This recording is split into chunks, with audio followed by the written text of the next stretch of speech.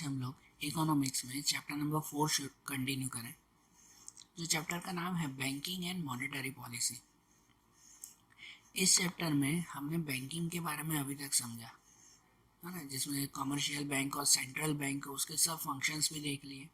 अब चैप्टर का आखिरी टॉपिक देखना है, वो है मॉनेटरी पॉलिसी। कि मॉनेटरी पॉलिसी किसे कहते हैं?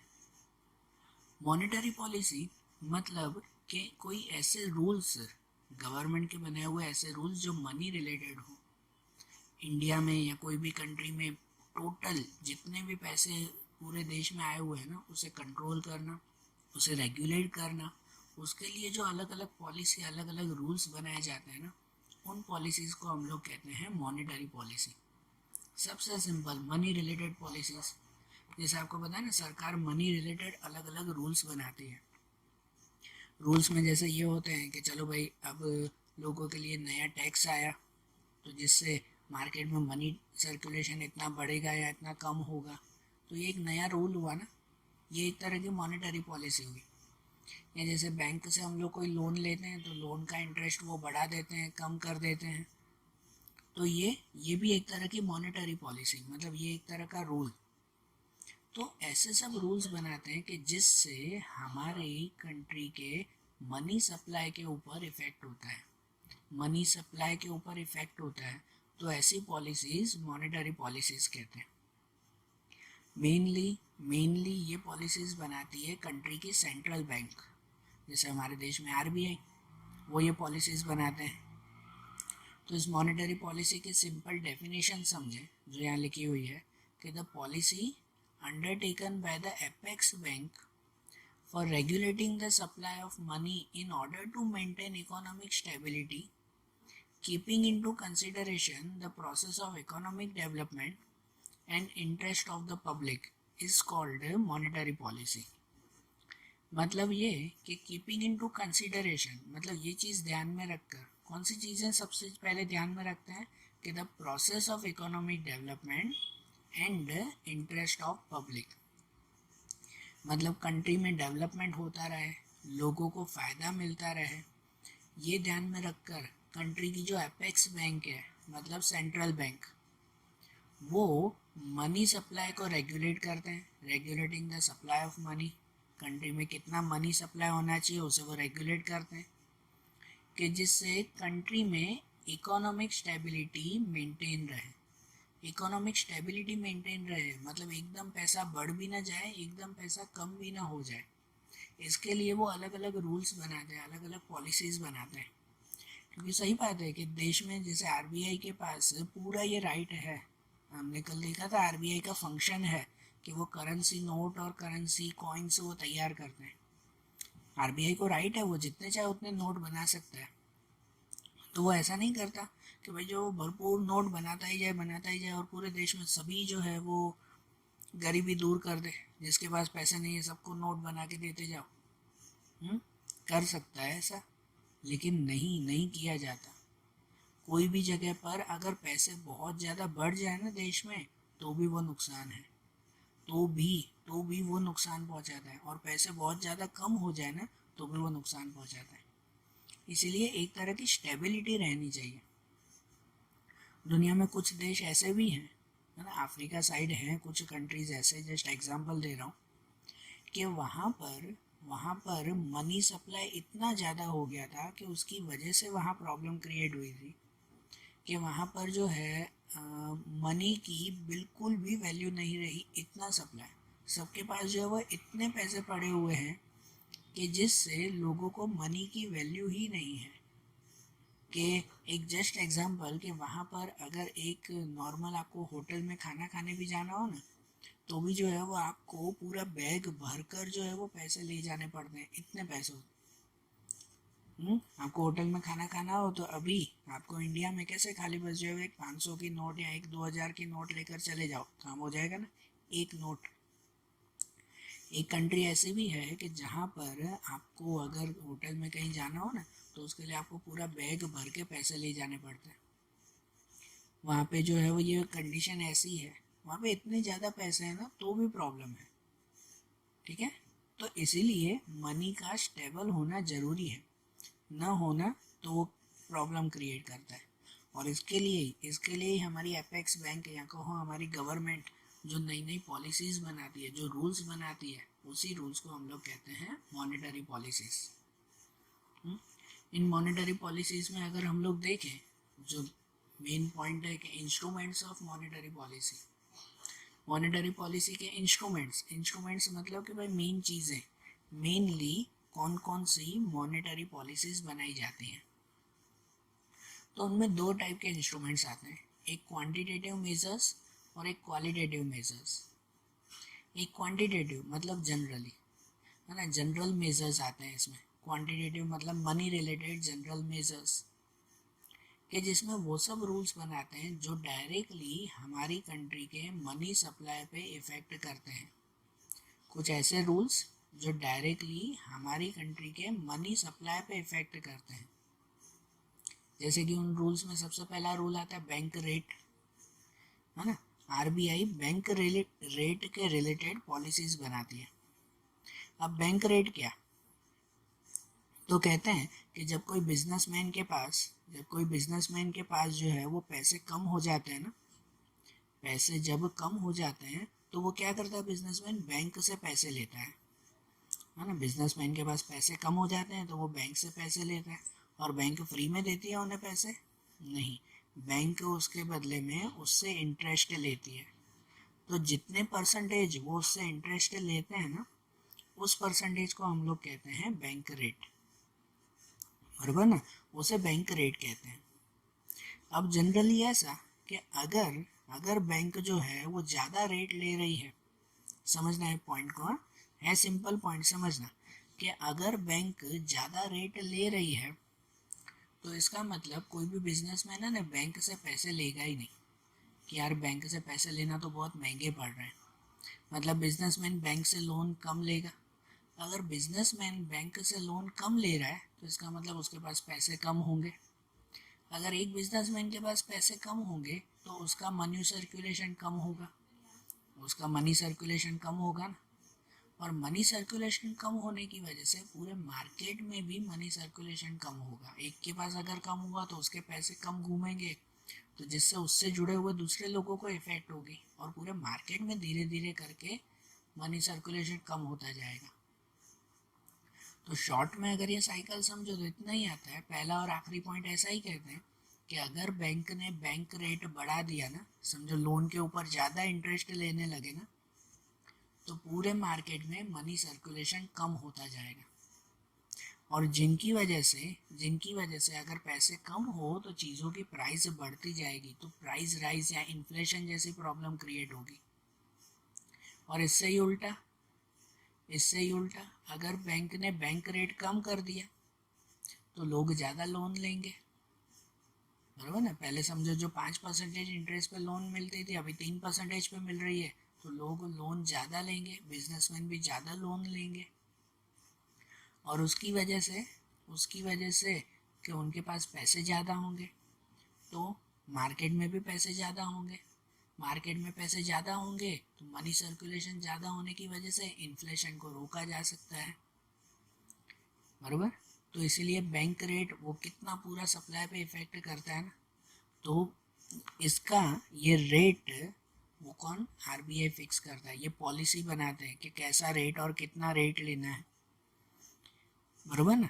ये पहले जो बैंक रेट लेते थे ना, जब आज़ादी मिली थी तब 3% जितना बैंक रेट लिया जाता था। फिर बीच में जो है वो कंडीशन ऐसी हुई थी कि 10-12% भी लोन पे लिए जाते थे, कहाँ 3 और कहाँ 10। अभी प्रेजेंट में 7-8% का बैंक रेट चलता है। आप कोई भी लोन लो ना तो उस पर 7 या 8% आपको इंटरेस्ट देना पड़ता है, बराबर ना। तो ऐसा बैंक रेट है, ये भी मनी सप्लाई पे इफेक्ट करता है ना, तो इसके रिलेटेड पॉलिसीज बनाते हैं, ठीक है ना। ये सब टॉपिक कौन से बताए कि कौन कौन सी चीज़ें मनी सप्लाई पे इफेक्ट करती है, तो जिससे उसकी पॉलिसी बने। दूसरा आता है रेपो रेट या तो reverse repo rate. Repo rate या रिवर्स रेपो रेट, ये इसका मतलब ये कहते हैं कि जो बैंक होती है ना, कमर्शियल बैंक, उस बैंक को जब पैसों की ज़रूर होती है तो वो अर्जेंटली, भले 1 दिन, 7 दिन, 15 दिन, 1 महीना, दूसरी बैंकों से उधार मांगती है, बैंक दूसरी बैंकों से उधार मांगती है।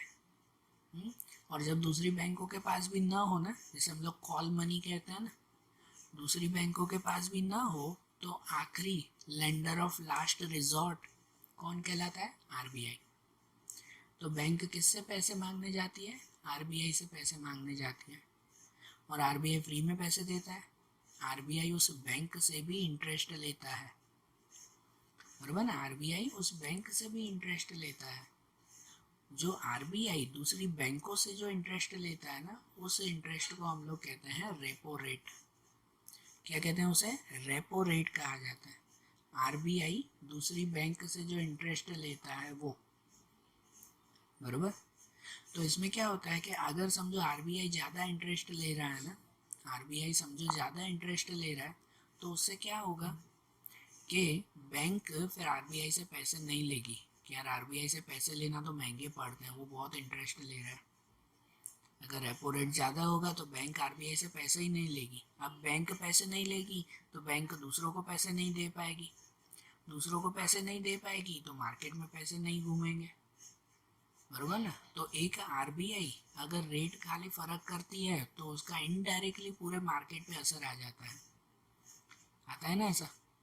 और इसका उल्टा अगर आरबीआई कम इंटरेस्ट ले रही है, समझो आरबीआई इंटरेस्ट कम ले रही है, तो बैंक उनसे ज़्यादा पैसे लेगी। बैंक कहेगी ना कि चलो मैं आरबीआई से पैसे लेती हूँ, बराबर ना? वो उनसे ज़्यादा पैसे लेगी। और अगर बैंकों के पास ज़्यादा पैसे आएंगे, आरबीआई से ज़्यादा पैसे आएंगे बैंकों के पास, तो वो बैंक दूसरों को लोन भी ज़्यादा देगी। और अगर दूसरों को लोन ज़्यादा देगी तो मतलब मार्केट में पैसे भी ज़्यादा पहुँचेंगे। सही बात है ना? तो ये रेपो रेट इफेक्ट करता है। और इसका उल्टा आता है reverse repo rate. Reverse repo rate क्या कहते हैं कि कितनी बार आरबीआई को भी अर्जेंटली पैसों की ज़रूरत पड़ती है। आरबीआई तो सबसे बड़ी बैंक, लेकिन फिर भी होता है कि कभी कभार आरबीआई को भी अर्जेंटली पैसों की ज़रूरत पड़ती है।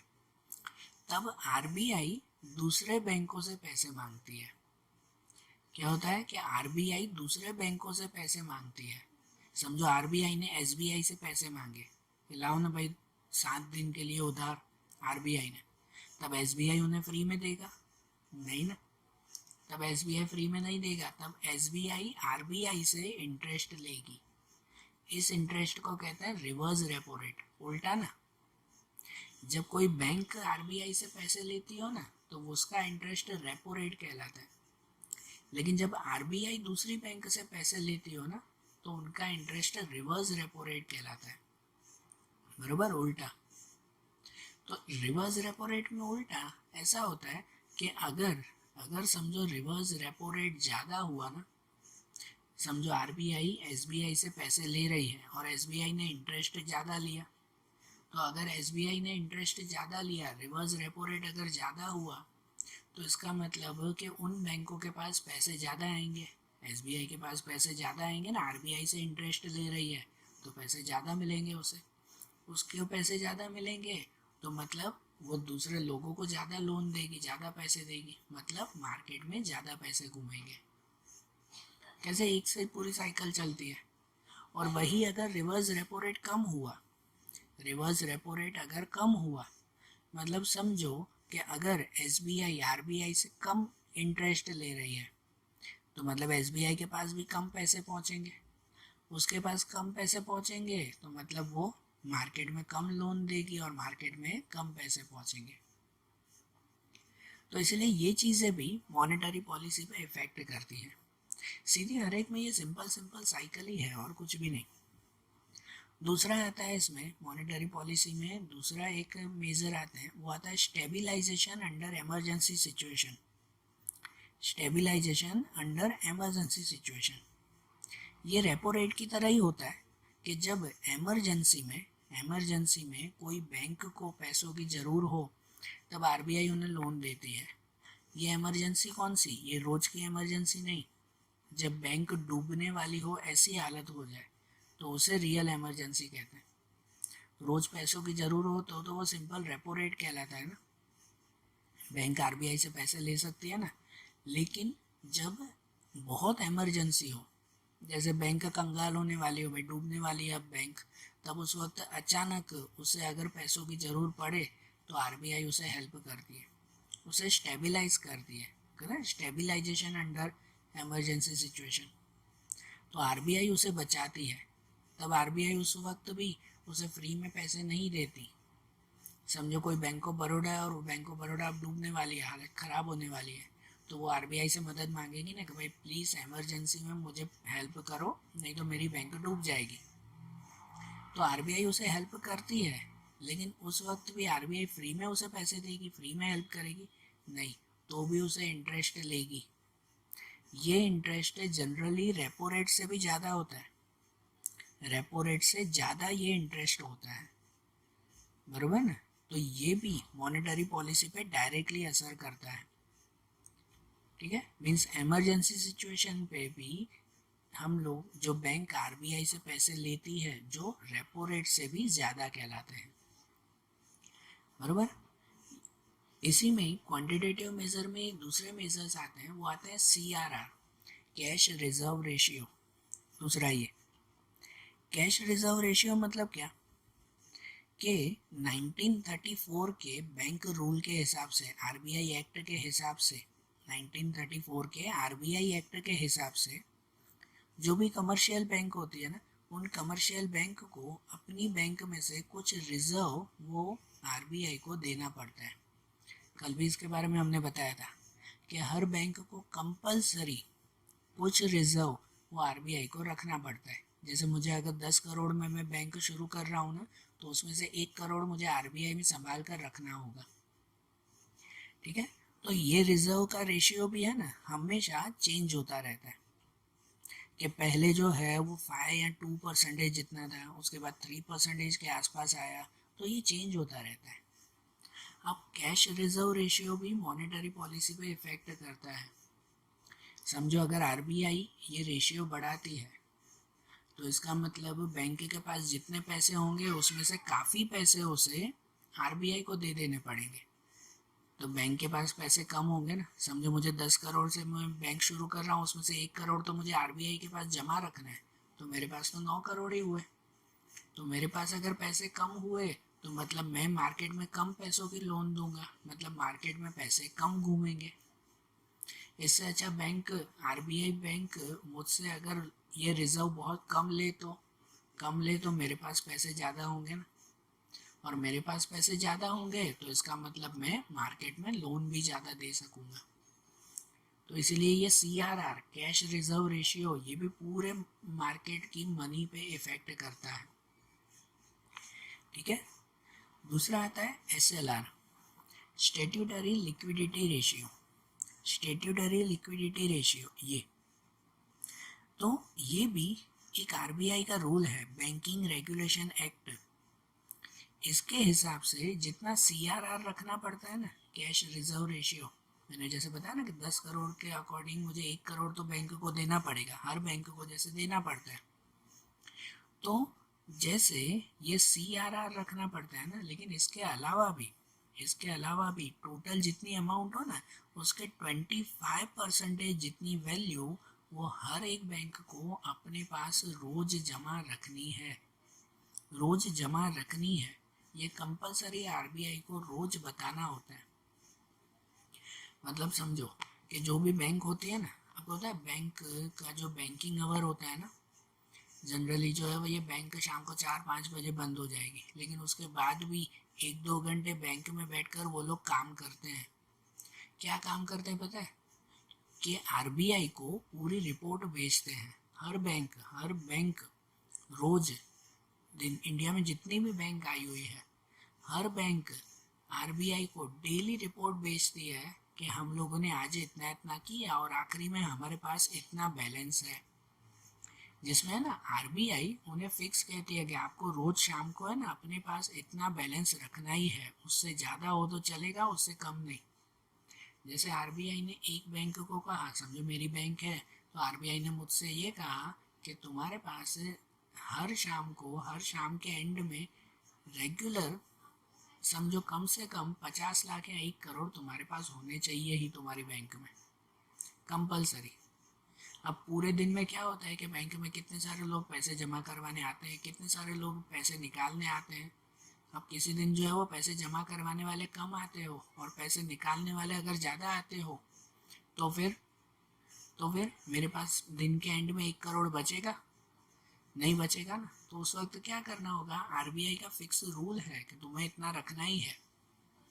इसे इसे लिक्विडिटी रेशियो कहते हैं या स्टेट्यूटरी लिक्विडिटी रेशियो कहते हैं। फिक्स अमाउंट जो हर दिन के एंड में आपके पास होनी चाहिए, तो ये फिक्स अमाउंट रखनी ही पड़ती है। और ना हो मेरे पास तो समझो मेरी बैंक में अगर पूरे दिन में बैंक को पैसे लेने वाले ज़्यादा आ गए, तो मेरे तो पूरे पैसे चले जाएंगे ना। तो उस दिन के एंड में मुझे कंपलसरी भले दूसरी बैंक से उधार मांग कर भी अपनी बैंक में उतनी अमाउंट रखनी पड़ती है, बराबर। इसे लिक्विडिटी रेशियो कहते हैं और ये भी पूरे मनी सप्लाई पे असर करता है। अब मुझे कंपलसरी रोज 1 करोड़ अलग करके रखना ही हो, तो मतलब मैं उतना लोगों को लोन कम दूंगा ना, सब नहीं बांट दूंगा, थोड़ा रखूंगा अपने पास, क्योंकि रोज शाम को आरबीआई को बताना है, रोज बताना पड़ता है कि देखो मेरे पास पड़ी है ये अमाउंट, तुम चिंता मत करो, ठीक है। ऐसा सच में बताना पड़ता है। इसे स्टेट्यूटरी लिक्विडिटी रेशियो कहते हैं, समझे। तो ये भी मनी सप्लाई पे इफेक्ट करते हैं। दूसरा आता है open market operation, OMO, open market operation. ये वो होता है कि जब जनरली कोई मंदी का टाइमिंग आता है या दूसरी चीज़ आती है, तब गवर्नमेंट है ना मार्केट में, शेयर मार्केट में दूसरे शेयर्स की तरह अपने कुछ बॉन्ड वो बाहर इश्यू करती है। शेयर्स की तरह ही गवर्नमेंट अपने बॉन्ड इश्यू करती है कि ये बॉन्ड वो जिस लोगों को खरीदना हो वो खरीद सकते हैं, जैसे शेयर खरीदते हैं। तो लोग अगर वो बॉन्ड खरीदेंगे ना, तो जिससे सरकार के पास पैसे आएंगे। जैसे सरकार को अर्जेंटली अगर 5 करोड़ की ज़रूरत है, तो सरकार क्या करेगी कि ऐसे बॉन्ड बाहर रख देगी, बॉन्ड इशू कर देगी, जैसे शेयर मार्केट में होते हैं वैसे ही। तो हर कोई किसी ने 10,000 का बॉन्ड खरीदा, किसी ने 1 लाख का, किसी ने 50,000 का, जिसको जैसे हुआ, सब ने बॉन्ड खरीदे। तो सरकार के पास सबके मिलाकर 5 करोड़ मिल गए ना उसे, सही बात है ना। तो वो फिर वो 5 करोड़ का सरकार कहीं ना कहीं डेवलपमेंट के लिए यूज़ करती है ना। इसे कहते हैं ओपन मार्केट ऑपरेशंस। तो सरकार जब ऐसे ओपन मार्केट ऑपरेशंस या तो ऐसे बॉन्ड जितने ज़्यादा इश्यू करती है ना, उतना मार्केट में मनी सप्लाई बढ़ता है। और जितना ये समझो कम इश्यू करेगी, उतना जो है वो मनी सप्लाई कम होगा। इसलिए जनरली मंदी के टाइमिंग में सरकार ऐसे बॉन्ड इश्यू करती है कि जिससे मार्केट में पैसे न हो ना, तो वो सप्लाई बढ़ता जाए। ये सरकार काम करती है ऐसा, है ना। इसके लिए सरकार ये मॉनेटरी पॉलिसी, ये रूल बनाती है कि भाई कितने ऐसे बॉन्ड बाहर होने चाहिए या नहीं होने चाहिए, ठीक है। तो ये ओएमओ। या दूसरा आता है, वो आता है स्टेरिलाइजेशन ऑफ आरबीआई। स्टेरिलाइजेशन मतलब क्या, कि स्टेबल रखना, है ना, स्टेबल रखना। कि ऐसा होता है कि कितनी बार जो फॉरेन एक्सचेंज होता है ना, वो फॉरेन एक्सचेंज आरबीआई अपने पास रिजर्व रखती है, और उसमें से कुछ रिजर्व वो दूसरे बैंकों को भी देती है। जैसे एसबीआई के पास कुछ फॉरेन एक्सचेंज पड़े हैं, फॉरेन एक्सचेंज जैसे डॉलर के कुछ अमाउंट पड़ी है, कुछ यूरो की, कुछ पाउंड की, सब अलग अलग देशों के वहाँ पर अमाउंट एसबीआई के पास है। ये एसबीआई को कौन देता है, तो आरबीआई देती है ना, समझ रहे हो ना। एसबीआई बैंक को आरबीआई बैंक कहती है ना कि भाई अपने पास रखो, कभी कोई मांगने आए, एक्सचेंज करवाने आए तो तुम उसे देना। तो ऐसी एसबीआई बैंक या कोई भी ऐसी कमर्शियल बैंक अपने पास ये अमाउंट रखती है, ये रिजर्व रखती है फॉरेन एक्सचेंज की। लेकिन आपको पता है ये फॉरेन एक्सचेंज कभी भी इसका प्राइस ऊपर नीचे होता है ना, कभी भी प्राइस ऊपर नीचे हो जाए। जैसे मेरी बैंक हो, मैंने आरबीआई से लेके रखे हैं डॉलर कुछ, अभी डॉलर का प्राइस 60 रुपीज़ है या 65 है, कभी उसका प्राइस 65 से 60 हो गया, तो वो नुकसान किसे, वो तो मेरी बैंक को नुकसान उठाना पड़ेगा ना। लेकिन उस वक्त आरबीआई हेल्प देती है, आरबीआई स्टेरिलाइजेशन करती है, मतलब इस झटके से बचाती है कि वो ये ट्राई करती है कि भाई बैंकों को जितने रुपए में उसे दिया है ना, समझो आरबीआई ने मुझे 65 रुपीज़ में $1 दिया रखने के लिए, तो उसके मुझे हमेशा 65 ही मिलेंगे, भले प्राइस कम भी हुआ ना तो वो नुकसान आरबीआई उठाएगी, दूसरी बैंक नहीं उठाएगी। समझ रहे हो? तो ऐसे इससे फॉरेन एक्सचेंज नहीं, कोई भी तरह का नुकसान हो ना बैंकों को, तो ट्राई करती है आरबीआई कि उसका नुकसान आरबीआई उठाए, बैंक ना उठाए, है ना। ऐसे कोई जो गवर्नमेंट मेजर्स हो तो, बाकी कोई कोई बैंक खुद ही लॉस कर दे और भाई ये लॉस तो आरबीआई उठाएगी, ऐसा नहीं होता है। दूसरे कोई ऐसे नुकसान जो आरबीआई उठा सकती हो तो वो आरबीआई ही उठाएगी, है ना। बाकी बैंकों को बचाती है इन सब चीज़ों से, ठीक है। तो देखो ये सब क्वांटिटेटिव मेजर हुए जो मनी या मॉनेटरी पॉलिसी पे, मनी सप्लाई पे इफेक्ट करते हैं। और ऐसे ही दूसरे आखिरी मेजर्स आते हैं जो आते हैं क्वालिटेटिव मेजर्स। क्या कहते हैं? Qualitative measures. ये क्वालिटेटिव मेजर्स भी हमारे मनी सप्लाई पे इफेक्ट करते हैं। इन क्वालिटेटिव मेजर्स में कौन कौन सी चीज़ें आती हैं? जैसे कि सबसे पहला आता है, वो आता है सिक्योरिटी रिक्वायरमेंट। सिक्योरिटी रिक्वायरमेंट जैसे देखो, आपको पता है, आप कहीं पर भी बैंक से लोन लेने जाते हो ना, भले आप इंडिविजुअल भी, जब बैंक से लोन लेने जाते हो ना, तो बैंक आपको कुछ सिक्योरिटी रखने के लिए कहती है। सिक्योरिटी रखने के लिए कहती है कि अगर घर लेना है, तो समझो घर 10 लाख का घर है, तो आपको कहेंगे कि पहले 10 लाख की सिक्योरिटी रखो, या तो पहले घर के कागज रख दो। वो कहते हैं ना, मतलब 10 लाख की लोन लेने से पहले मुझे कोई 10 लाख की चीज़ बैंक में जमा करवानी होती है, या और कुछ नहीं तो चलो सोना चांदी वहाँ जमा करवाना होता है, उतनी ही अमाउंट का, सेम अमाउंट का। इसे कहते हैं सिक्योरिटी रिक्वायरमेंट। मतलब मैं बैंक से कुछ भी लूँ तो पहले उतना ही उसको देना भी तो पड़ता है ना बैंक को, तो इसका मतलब ये भी तो मेरा एक तरह का नुकसान ही है ना। सही बात है ना।